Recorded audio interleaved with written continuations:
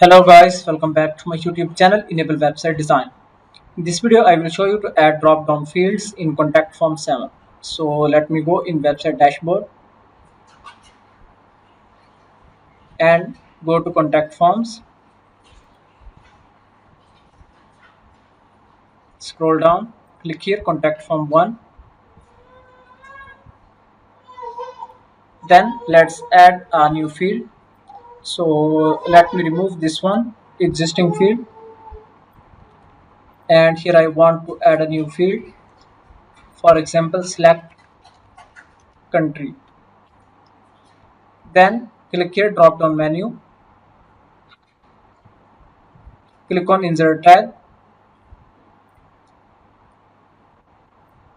So you can also keep first option, for example select,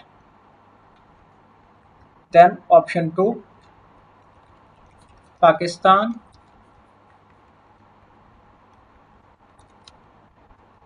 United States. Then click on save button, and now let's go to the form page.